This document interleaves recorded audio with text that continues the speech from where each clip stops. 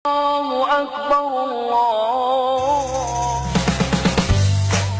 P.O. Haryanto, sebuah armada bus angkutan umum yang mewajibkan seluruh krunya, baik pengemudi ataupun kondektur bus untuk memberhentikan kendaraan setiap datangnya waktu sholat.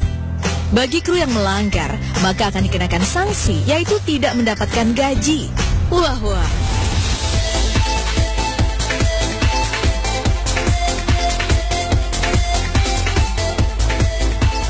Ya, berita mengenai bus Islami ini pernah ramai di media online. Meski awalnya banyak yang meragukan, namun terobosan yang diusung jasa transportasi P.O. Haryanto ini justru mendapatkan apresiasi positif, baik dari penumpangnya ataupun masyarakat umum.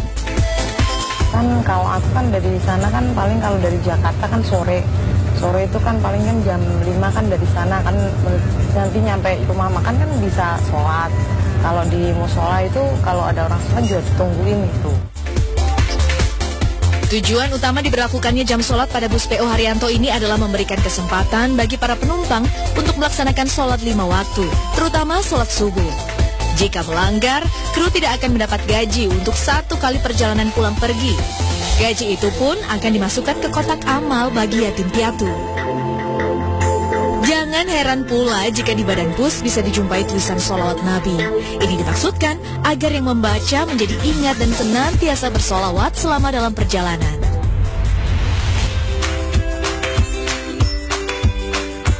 Nama perusahaan bus ini sendiri diambil dari nama sang pemilik, yaitu Haji Haryanto. Pria kelahiran Kudus 56 tahun lalu ini memang dikenal sebagai salah satu pengusaha sukses di bidang otobus.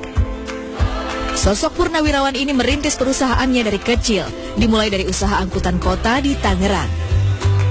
Di masa lalu, Haji Haryanto adalah seorang anak buruh. Namun siapa sangka, jika usaha otobus yang dirintisnya sejak tahun 2004 ini bisa berkembang dengan begitu pesat.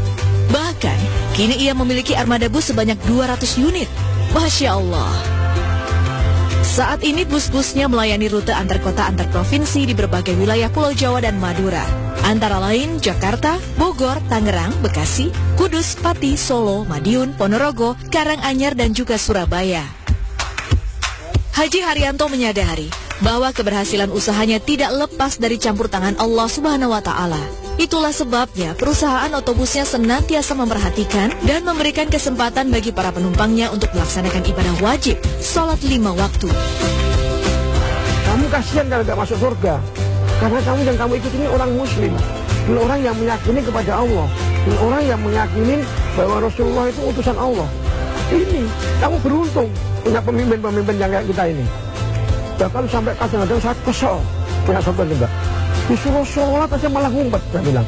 Ini bukan yang di bis saja, di waktu saya main angkutan kota itu juga tak terapkan untuk sholat. Tak hanya dalam perjalanan bus, di garasi yang terletak di Jalan Lingkar Luar Ngembal, Kudus, Jawa Tengah ini, Haji Haryanto juga memperlakukan peraturan yang ketat bagi karyawan-karyawannya. Ia mewajibkan semua karyawannya untuk sholat berjamaah di masjid, yang sengaja ia bangun di dalam garasi. Tak heran jika sholat zuhur berjamaah di sini selalu ramai. Sebagai pemimpin, tentu saja Haji Haryanto tidak hanya memerintahkan anak buahnya untuk sholat, namun ia juga memberi contoh.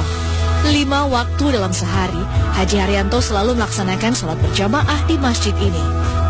Apa yang dilakukan Haji Haryanto sangatlah seiring dengan pandangan Islam, di mana seorang pemimpin kaum muslimin yang terbaik adalah mereka yang berbuat kebajikan dan menjaga sholatnya. Suasana Islami sangat kental terasa di areal garasi bus.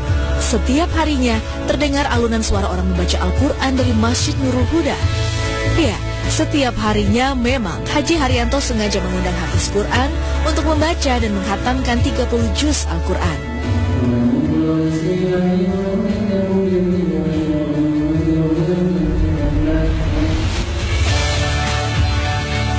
Haji Haryanto juga memiliki agenda rutin memberangkatkan karyawannya untuk beribadah haji atau umroh setiap tahunnya. Masya Allah. Menariknya, banyak di antara karyawannya adalah mantan orang-orang jalanan yang jauh dari kehidupan religi. Namun karena itulah, Haji Haryanto sengaja mempekerjakan mereka dan membimbing mereka agar memiliki kehidupan yang lebih baik.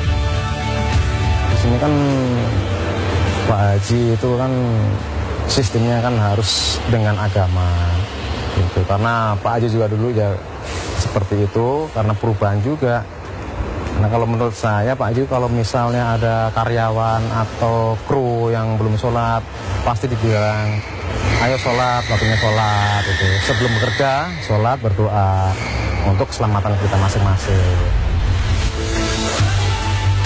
Satu hal lagi yang bisa dicontoh dari perusahaan ini adalah kepeduliannya terhadap anak yatim piatu. Setidaknya mereka memiliki 2.000 anak yatim piatu yang disantuni setiap bulannya. Tiket penumpang pun disisihkan 2,5% khusus bagi anak yatim piatu. Begitu pula dengan gaji karyawan. Dan untuk gaji, semua karyawan diwajibkan untuk memberikan santunan pada anak yatim piatu. Dan khususnya bagi para penumpang kan diambil 2,5% untuk anak yatim piatu. Jadi kami kerja itu seakan-akan udah tenang gitu. Mengutamakan sholat berarti mengutamakan Allah Subhanahu wa Ta'ala. Sholat sebagai tiang agama. Kemudian apa? Beliau bersabda, berbakti kepada kedua orang tua. Kemudian apa? Beliau bersabda, berjihad fi sabilillah. Hadis riwayat Muslim.